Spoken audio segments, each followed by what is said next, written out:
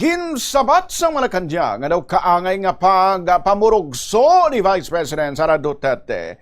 Matapos nga uli hinainahatagan sang clearance nga magbiyahe sa lima ka mga pungsod. Huwebes ang gabi isang sa publiko sang Malacanang nga nag-request si Sara nga pasugtan nga magbiyahe sa Netherlands, Republic of Korea, Belgium, Germany, kag United Kingdom, Great Britain, and Northern Ireland alin sa Abril 23 tubdob Mayo 15. Suno kay VP Sara himo niya ini samtang nagalib kag wala man sang igasto ang gobyerno. Apisan nagsagot si President Marcos. Nagpagawa naman sa statement si Sara pagkaaga nga nagapasalamat sa permiso apan nagpahayag nga laino na lang sining ang iya plano bangod last minute na ang desisyon. Magapasa ini sang laina naman nga request. Nagpalagtikman ini sa punta sa statement kangod sa confidentiality sa mga dokumento sa iya biyahe para sa seguridad.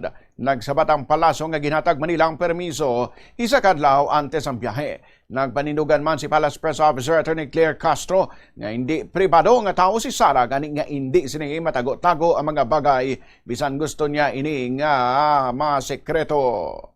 Normally po mga 5 working days inaayos. Pagka ang Vice Presidente naman ang humihiling, hindi naman yan tinatanggihan. So, hindi po siya dapat issue. So, ang issue na lang dito, sabi nga natin, we expedite the travel request. No? We usually expedite the processing of the travel request. What matters most now? No?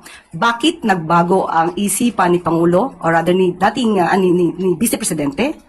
What made her change her mind is the 6.7 billion question.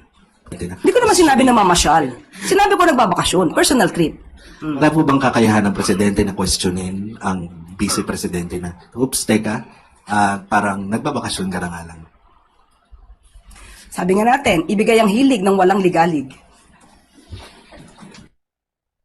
Nabarian ang kabain sang pahayag ni Attorney Claire Castro.